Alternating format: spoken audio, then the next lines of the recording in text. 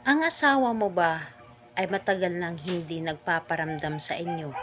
O ang boyfriend o girlfriend mo ay hindi na nagpaparamdam sa inyo? O tipong hindi ka na niya kinokontak? Yung tipong kahit anong kontak mo sa kanya ay talagang ayaw sa'yo.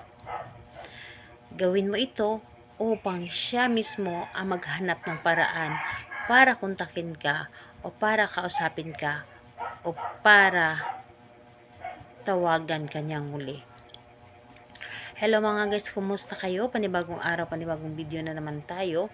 And sa araw na ito, ay isa na namang video ang aking ituturo sa inyo na simpleng gabay o simpleng pamamaraan na makakatulong sa atin. At bago ang lahat, gusto ko lang mag-disclaimer sa mga taong hindi naniniwala at hindi gusto ang mga kagaya nitong video.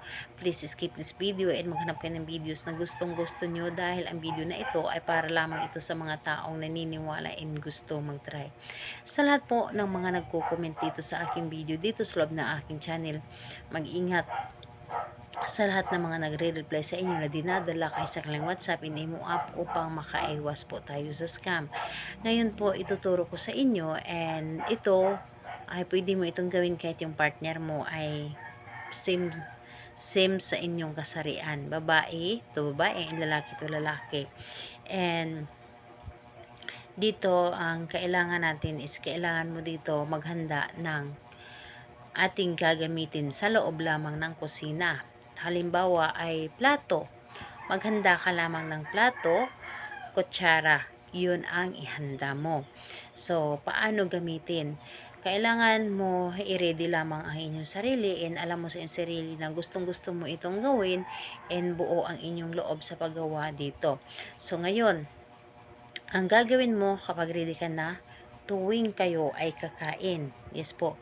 Tuwing kayo ay kakain sa umagahan, sa tanghalian, sa hapunan. Ang gagawin po ninyo, tuwing kayo ay nagre-ready ng plato at kutsara.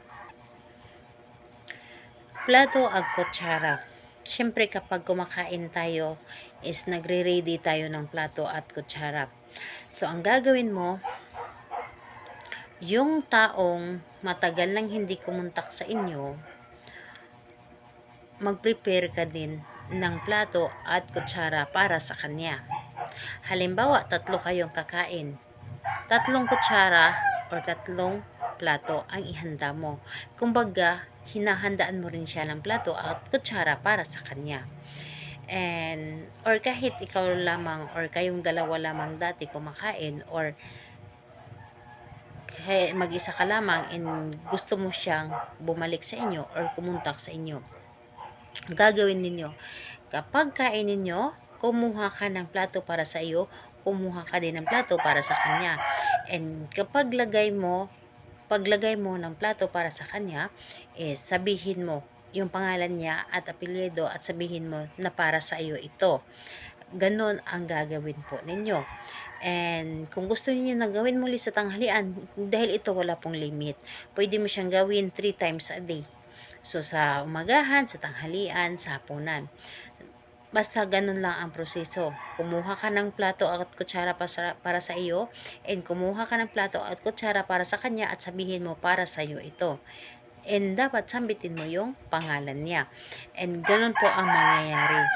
Dahil ito ay nasubukan ko na ito, and or hindi lang ako ang gumawa nito. Yung mama ko din, na yung papa ko ay 7 buwan na hindi umuwi sa amin, and ganun yung ginawa niya, and nakita ko yun.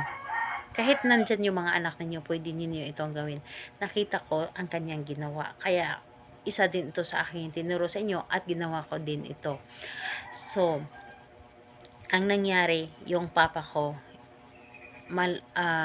hindi daw siya mapakali at yung isip niya nasa amin lamang, dahil hindi lamang siya makakauwi dahil sa trabaho niya na hindi siya payagan na umuwi, kaya yung isip niya ay nandito lang sa amin palagi. So kaya hindi na ginawa ulit ni mama, dahil yung isip niya ay wala sa trabaho kundi na sa amin at sa kanya, kay mama ko. So ganun ang mangyayari po. ang iyong isip ng taong gagawan mo nito ay hindi mapakali at ikaw lamang ang laging iniisip. So, pwede mo itong gawin 3 times a day. And kung magtatanong ka, ano ang gagawin sa kanyang plato at kutsara pagkatapos mong kumain, hugasan mo din. Katulad ng paghugas mo ng inyong kinainan. Ganon ang proseso na para bang kinakainan din niya at pagkatapos hugasan mo. Ganon.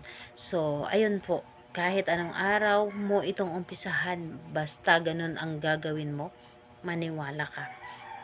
Yung taong matagal nang hindi nagpaparamdam sa inyo o ang taong hindi na kumontak sa inyo o hindi na umuwi sa inyo, kahit sa anak ninyo, pwede ninyo itong gawin. So, ayun po. Salamat po sa inyo. Bye-bye everyone. God bless us all.